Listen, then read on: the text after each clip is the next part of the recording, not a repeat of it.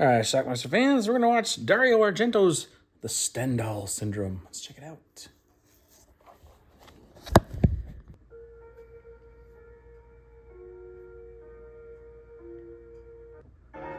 Our film starts at a museum. This is Anna. She's a tough Italian cop, played by Asia Argento. Tough Italian cop she may be, but every time she sees great works of art, she passes out because she has something called Stendhal Syndrome, which apparently also causes hallucinations, like here she is kissing a fishy.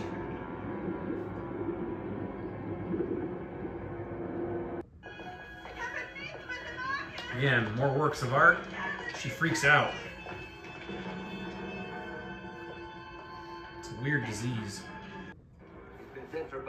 Anyway, Florence is being played by a sadistic rapist murderess. Raped 15 women, killed the last 2. Why? 3 and 4. There's the most recent victim. You followed all the cases here. You know the way he operates. This is our rapist killer. There's no secret. We know who it is the whole time. It's that guy. Now Anna's gonna get caught by this guy and get assaulted herself.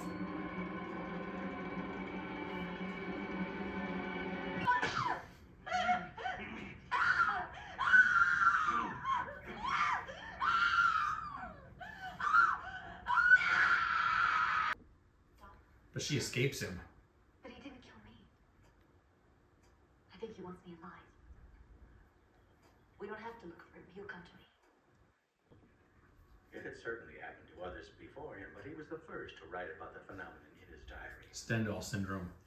That's why what happened to you in the Uffizi is known as the Stendhal Syndrome.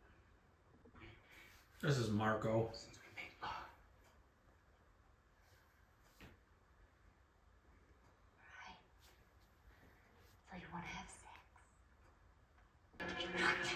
She kind of gives this guy a little thrill, I guess. I don't know. I was driving past the museum, which is closed for restoration work. I remembered it. Doctor, I think I might try painting something myself. Is that all right? Absolutely. Come. This woman has future victim written all over her. Yep, called that one.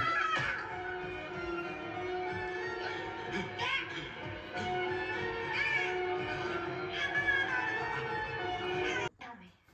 Anna decides to call some of the other victims who survived. I was lying in a field. I remember his hands around my neck squeezing tighter and tighter, and the feeling of being torn between the legs inside. I remember that every time he stopped squeezing my neck, he hit me in the face. Forget me. Well, I guess he found her again.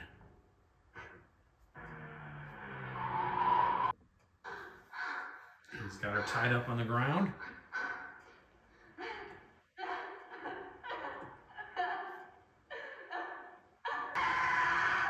He has his way with her.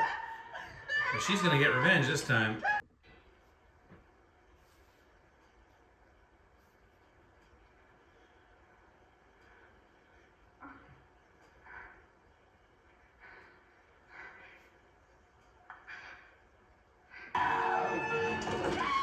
I'm not sure how she's able to do it, but she's gonna be able to shake herself free.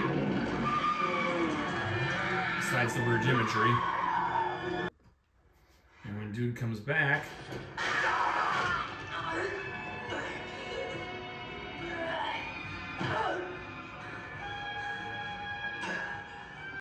To my right. and now she's got a gun.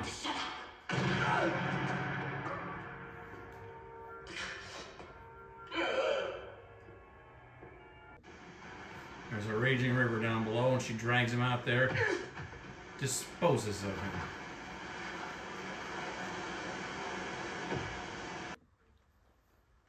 Did they find the body? No. I can sense that he's still thinking about me. Marco! So they never found a body. Someone in the street over there.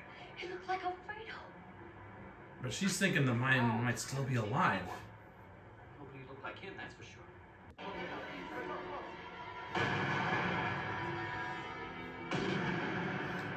She apparently gets over her Stendhal syndrome, by the way. But bodies keep piling up still. Wait, you can't go in there.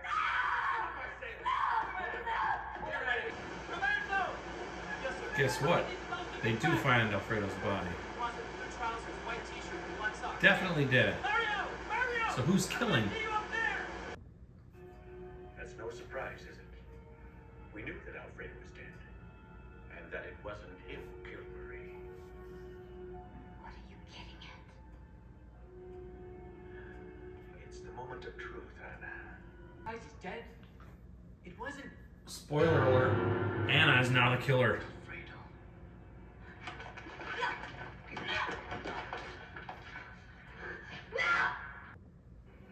It was him, Mark. He killed Marie. He was the only one who knew everything. Because I told him. Why didn't you call us? Don't you understand? Where is he? Killer's apparently inside of her. He's inside of me. I've become him. He's like an infection. After the assault, he's like in her. I'll get it. So in a nutshell, she's crazy. After the assaults, she kind of took on the killer's persona. Which ultimately leads to her arrest and the end of our movie.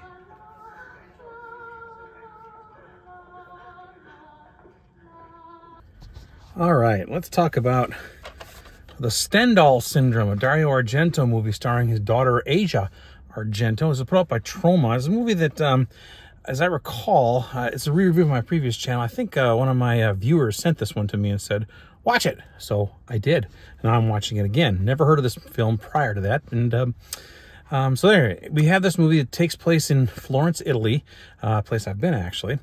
And Asia Argento plays a cop. Now, I found that kind of just humorous because she doesn't look like a cop, and she's 20 years old. She's a beautiful young actress. She just doesn't fit the part. But whatever, her daddy was directing, so why not, right? And she does a fine job, so whatever. So anyway, she's a cop, and she's investigating a series of, like, rapes and murders, or was it just rapes? I'm not sure, that are happening in Florence here. Let's see, serial killer rapist, yeah. So, now, she suffers from something called Stendhal syndrome, which is a real thing, actually. I looked it up. It's when you view, like, prized art, like in a museum or something like that, and somehow you get overtaken by dizziness and you might pass out. It's just a strange little thing, but apparently it's a real legit thing. So anyway, she suffers from that. And that's kind of a minor plot point here. She eventually gets caught by the serial rapist herself, gets abused, but she manages to get away before she gets killed. She still got assaulted, but she got away. Now, the killer apparently knows, and we know who the killer is throughout the whole movie. His name is readily available, and we see him and everything. It's not like it's a big secret. So he keeps tabs on her and wants to get her again. So somehow he knows that she has the Stendhal syndrome again and gets a hold of her again, but this time she gets the upper hand. And manages to, or at least manages this time to, basically attack him, kill him, and toss him in a river. So he's presumed dead. Now, we don't find the body. And, later on, like one of her, I think it's she meets this guy named, Marie, who's a guy. And then, I believe it was that he ended up killed. And we're led to believe that maybe our killer's still alive and she's getting some phone calls. But then her psychiatrist somehow figures it all out that no, because they do find the body eventually of the killer, that Asia Argento herself, whatever her name is in this movie, I can't remember. Anna, that's right. Anna is the one who killed her boyfriend. So she's gone crazy now. What that has to do with Stendhal syndrome, I don't know. But anyway, at the end of the movie, they capture her, kind of take her away, mumbling.